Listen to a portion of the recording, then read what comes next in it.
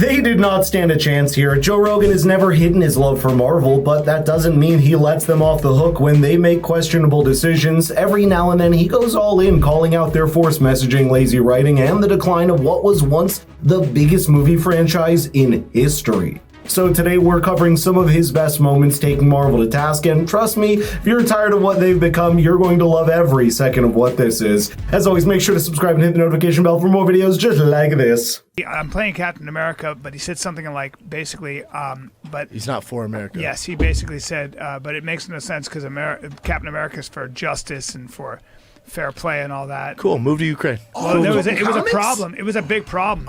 It was a PR That crisis. guy's not my Captain America. No, that's not that guy's my a Captain. pussy.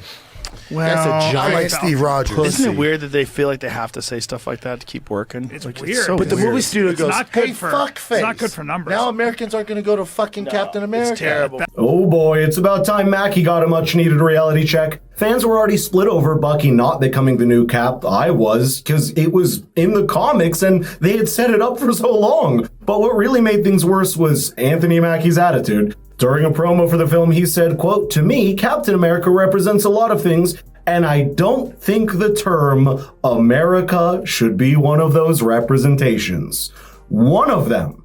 That's like saying a Hollywood exposed shouldn't stand for exposing Hollywood, and instead, we should defend guys like Harvey Weinstein and Diddy. It completely misses the point. To make things even worse, the film's producers tried to clean up this mess by claiming his comments were misunderstood, because it always is the audience's fault for not getting it, never their own. But hey, karma came as fast as possible, and the movie is a flop. They're struggling to break even, and I don't think they will. I give a pass to some celebrities that come out. But then when you have some of them that are making videos, all the Avengers get together, like, hey, are you trying to get me to hate superhero movies? You trying to show me your real fucking weird personalities and get me to hate superhero movies? Why are you doing that? If I was running the Avengers, I'd be like, hey guys, cut the shit. Do you think one fucking person is going to vote for Kamala Harris because they saw that Iron Man wants them to vote for Kamala Harris? Are you fucking crazy? The funniest thing is this amazing group of geniuses chose the slogan "Down with Democracy" as they were doing the endorsement video. You can't make this up. It was one of the most painfully cringeworthy moments to come out of the entertainment industry's blind support for her at all. Naturally, the backlash was immediate and people were calling them out for it, but that's Hollywood for you. They'll rally behind a candidate without even understanding what they're saying, all while expecting the rest of us to nod along. But nothing comes close to Joe's hate of Hawkeye, and the guests took things further and called out the lazy excuse for reversing the ending of Infinity War. That stupid Marvel character, all he has is a bow and arrow. It's so dumb. Everybody else is the Hulk, and they fucking can do crazy shit, and Doctor Strange can summon other universes, and this dude's just shooting shitty arrows. At aliens. There's aliens flying around in spaceships, and he's shooting arrows at them. Like, this is so dumb. And he never runs out of arrows. I can't get into any of those movies. Infuriates Oh, me. are you kidding me? It's Can't all get into so any of cut, paced by numbers. Anybody new comes in, they have a beef. Like, it's my crew, not I mean, your I've crew. gone to see them, and you just go. The thing is that there's, you know, the blueprint of the film. You know the and So I blueprint. like more surprise because, like, you know, you see the conflict coming, and then you go, "This is gonna have him down for a little bit." Then the bad guy's gonna, you know, look like he's gonna win this thing, and then he will and he's not. beat him. Yeah. Or even if the bad guy wins, then they go, we went back in time. And what's wild is that they're they do Such a billions at the box office every time. Because love those America. movies. I love them too. Exactly. That's why The Dark Knight Rises isn't just a great superhero movie. It's easily one of the top 5 of all time. It gave us the best Joker ever thanks to late Heath Ledger's legendary performance and the fact that Mark Hamill sucks now. But what really sets apart the villain actually wins in the end, which is almost unheard of these days. And let's be honest, Ledger's Joker makes the last 2 actors who played the role look like amateurs. So please drop a like if you take this portrayal over any of the recent disappointments that we've been forced to sit through, especially the one where the singing never stops. Next, we have Joe ripping the Russos for their genius idea of Professor Hulk, and he made some valid points. Well, I think the new Hulk, they probably missed Mark Ruffalo's acting. He's such a good actor, Yeah. and they didn't have enough room for him to just... I mean, there's so many people in that movie, right? You got Captain America, you got all these fucking people, you got Iron Man. they probably were like, Mark Ruffalo's just not talking enough. Yeah. Because most of the time we need him as the Hulk. So I got an idea. Right. Yeah. Let's make him Mark Ruffalo the Hulk all the time. The Hulk has glasses now. He has fucking glasses.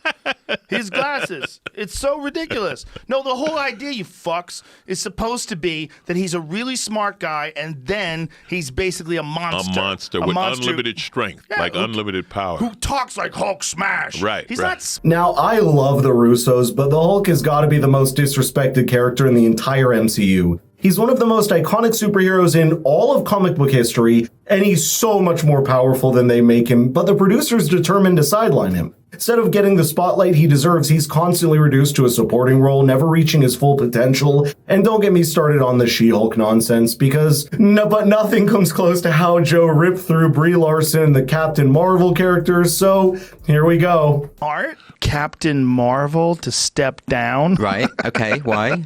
Because, let me find it for you. Hold on a second, because it's so fucking ridiculous. They want Captain Marvel to step down and be replaced by a gay woman of color. Right. Yeah. Because is that how the comic book was originally?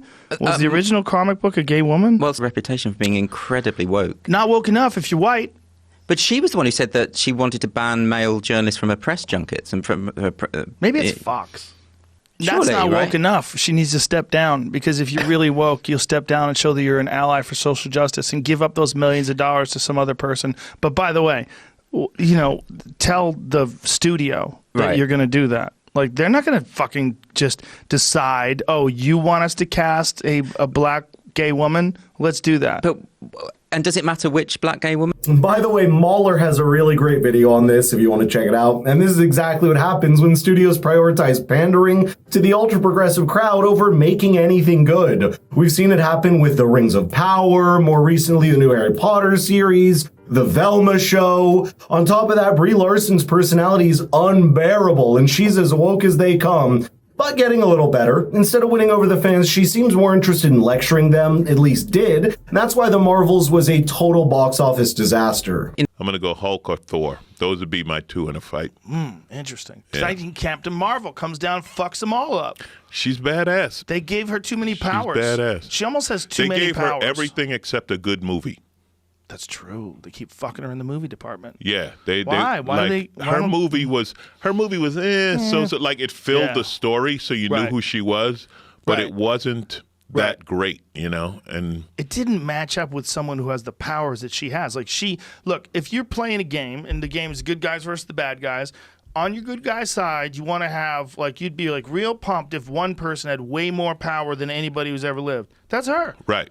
Or you'd wait to play that card. Yeah. You'd like let people know, like, hey, don't let me have to pull Captain Marvel. Like, don't let me have to wake her up. Right. Because if she comes down here, you're fucked. Everybody's. I would call this movie probably the start of the downfall of Marvel, getting lazy with their writing, because they could put anything out and get $1 billion and just didn't care. The cat had a better character arc than Captain Marvel, and the whole thing was so shallow that it never felt like she was going to lose or was in any danger. The worst part is just when she needed more power, she decided to think harder and go Super Saiyan. But I'd love to know which one of these moments was your favorite, so let me know in the comments down below. And if you enjoyed the video, please share it with your friends. It helps us a lot. Thank you for watching, and I'll see you in the next one.